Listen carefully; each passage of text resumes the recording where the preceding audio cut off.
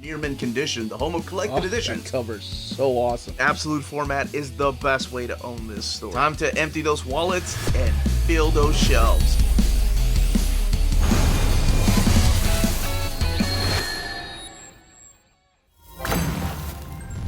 How's it going, all you minties? Uncanny Omar here from Near Mint Condition, the home of collected editions, and join me today for your overview of The Seven Soldiers by Grant Morrison Omnibus. This is the latest printing, so let's go ahead and get started.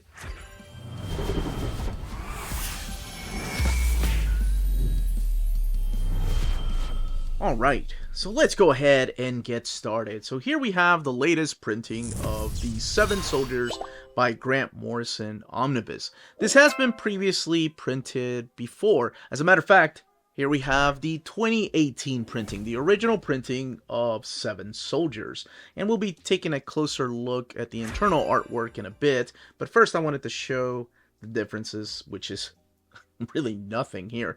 You have the cover of the Seven Soldiers. 1, 2, 3, 4, 5, 6, 7. What's going on there? I'll explain when I get to the story. And then let's look at the spine of the book right here. Here you have the Seven Soldiers, their silhouettes, and then you have Seven Soldiers by Grant Morrison Omnibus and the DC logo. The new printing seems just a little bit slimmer than the original printing. We'll take a look at that. It could be due to the binding or it could be due to the paper stock, but we'll take a look at that together here in a bit. And then the back of the book. So it looks like they're using the exact same font for everything, including the picture. Colors look identical. ISBN looks about the same, like the location's the same. The original printing was $75 and the new printing is $125. Now we're going to look at the books underneath the dust jackets. So let's look at this one. Actually, let's look at the flaps here. A knight, an escape artist, a witch, a daredevil reporter, a monster, an accident survivor, and a magician. They are the Seven Soldiers of Victory, and then Grant Morrison here on the right-hand side. Little bio on everything that Morrison has worked on in the past, mainly at DC Comics. Underneath the dust jacket, this looks identical, honestly. Maybe the picture is shifted a little more to the right in the new printing, just based on the sword right there that Frankenstein is holding. But let's take a look. Yeah, maybe just a little bit shifted to the right a little bit, but not much. And then the back of the book, which honestly, that looks about the same.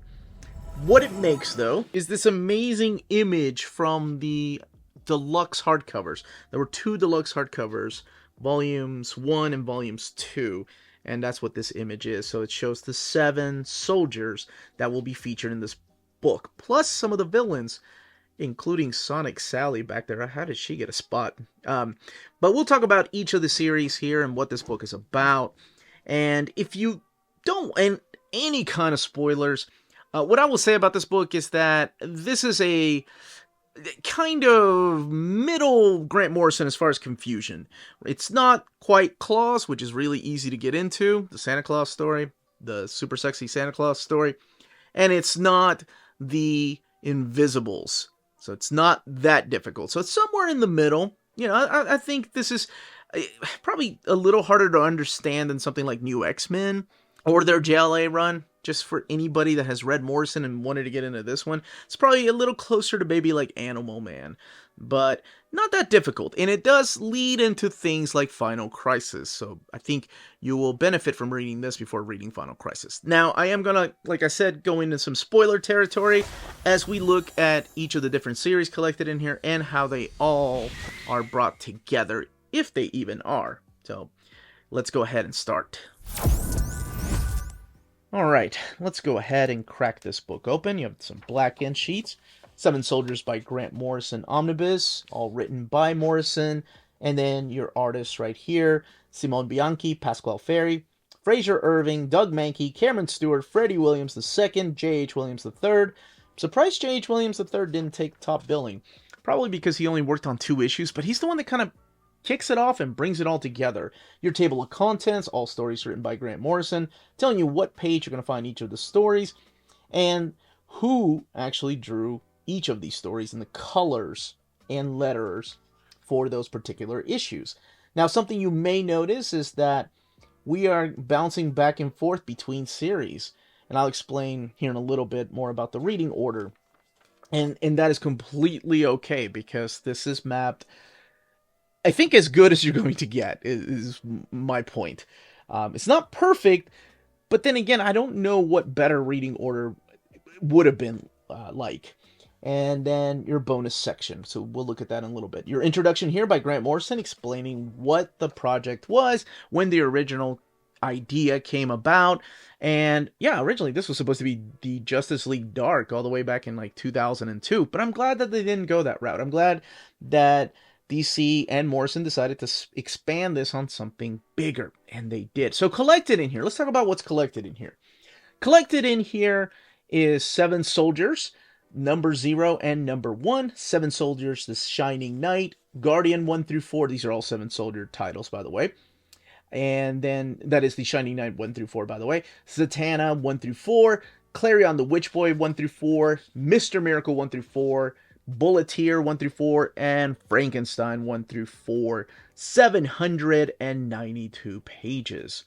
So the original cover that they used for issue number 0 is such a red herring, because here you have 6 characters and the skull. It's the same cover that we found on the Dust Jacket, why I made that little remark about the skull.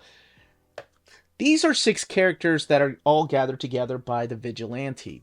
So in here you're going to meet the characters of Ice Spider, and each of these characters have ties to somebody from the Golden Age, because there was another series called the 7 Soldiers of Victory, and this is kind of the latest incarnation, sort of. Such an interesting book to describe.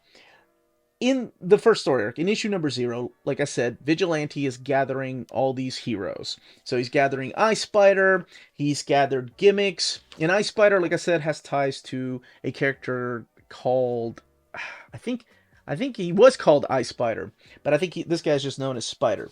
There's a character named Whip, this young lady right here, who is the granddaughter of the Golden Age Whip, looking a little bit different than what her grandfather looked like. And I love the style that J.H. Williams III uses. I mean, look at the difference between this and the style he's using here. This looks a lot more like Mobius, if you will. Just that Western style. Oh, it looks so good. But back to the characters. So we have Whip, and we have Vigilante, we have Spider. Here we have Gimmicks, and Gimmicks is somebody that has ties to some of the characters here that we'll see later on, but also goes to convention and dresses up as characters and shares her story about meeting certain DC characters. That's how she makes money. But she also has some kind of powers, and she's been invited to this particular team. We have the Boy Blue character right here, who's a new incarnation of the Boy Blue, and then Dynamite Dan right here. So these characters have been summoned. There was another character to make up 7 characters, but that character didn't show up. And when you read the rest of the series, you can find out who that character is. So why Vigilante has gathered them here is to fight off in this Miracle Mesa. And at Miracle Mesa, they're hunting this gigantic spider. And as it turns out, it is all part of the Sheeta's plan to take over this world. And prophecy states that 7 soldiers will be able to destroy the Sheeta from conquering Earth.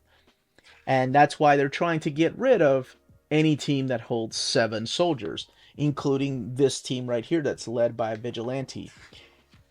And that's exactly what they set out to do.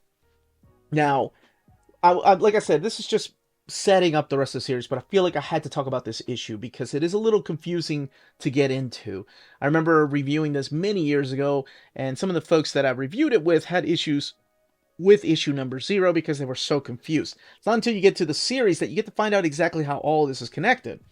So bear with me, just stay here. And there's this amazing part right here where all of these gods are showing up, the Sheeta, and they're like So what kind of prey do you suppose gods might lower themselves to hunt, huh?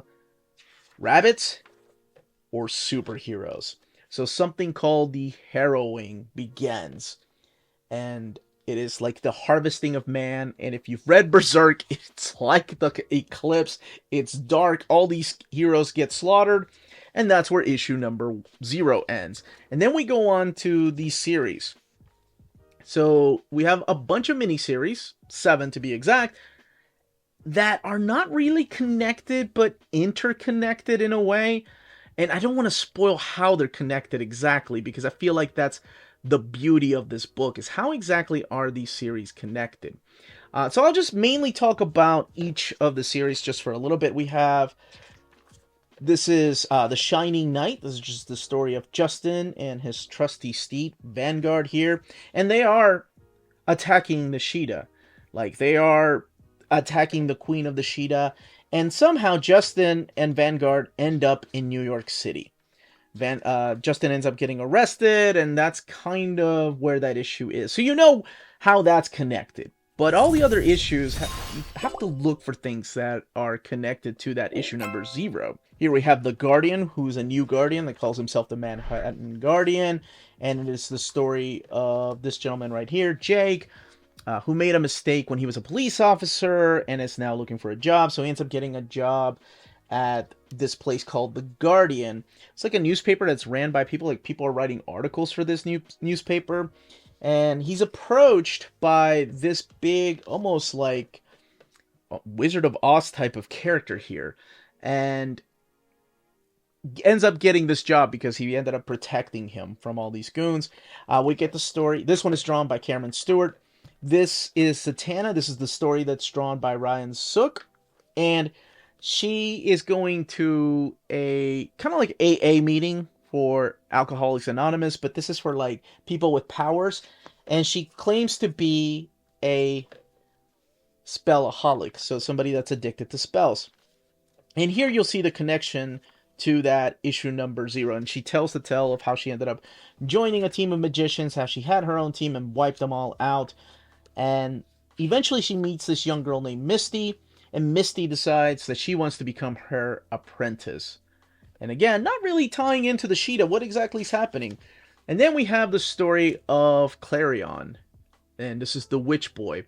This one's really interesting because this one takes place in the past, and something you'll notice is that all these stories take place in or around New York City, or maybe under New York City right here. And Clarion's setting is a little bit different, right? Much like Justin's at first, where it starts off in this weird world where he's hunting down Sheeta, him and his other warriors, and then he gets dumped into New York. His seems to be a place in the past during these puritanical times. And this is a pretty dark story. It's like where all the residents are raising the dead, and they refer to the dead as Grundys. So if you're familiar with a little bit of DC, probably know what famous Grundy might have been resurrected by them. Who knows? And when exactly does that take place? And we bounce back and forth because this book is mapped by publishing order. So this book is mapped by the way these books originally, or these single issues originally came out. So we have those 4 stories first, and then we have the 3 other stories that, after a couple of these end, wrap up the series before we get to issue number 1. And the 3 other stories are about Mr. Miracle. Now, this is a new Mr. Miracle. This is the character of Shiloh Norman, who's kind of become an escape artist and taps into different worlds. He's having visions about new gods and dark side. And, well, this one has a lot of influence by Jack Kirby. This one is drawn by Pasquale Ferry, but then Freddie Williams II joins him for another issue. I forgot to mention that Clarion the Witch Boy. Clarion the Witch Boy is drawn, or painted rather, by Fraser Irving. So let's get to the other series. Then we have the character of the Bulleteer. This one's drawn by Yannick Piquet, and this is a take on another, I think this is a take on a Fawcett character. I remember doing a little bit of research years ago, named Bullet Girl, and she's a new character. This is the character of Alex, who accidentally gets infected by her husband's experiment of this thin metal skin that can bond with collagen, and then turns out that her whole body has now become this indestructible skin. Now, at first, her story seems like, what am I reading about? But then her story becomes really important because you find out how everything is kind of tied together, and that's all I will say about that. Then you have Frankenstein, who's a monster hunter with badass artwork by Doug Mahnke. And he's not alone in his journey to hunt down these monsters. But I think, that's, how could you not buy the book on that alone? Honestly, I became such a Frankenstein fan because of this. Not of course, Mary Shelley's Frankenstein. I mean, DC's Frankenstein. Like, I wanted the series to continue. We had that Jeff Lemire series.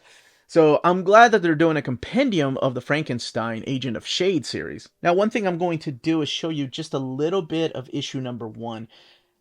And the reason I'm going to do that is so you can appreciate just how amazing J.H. Williams III is.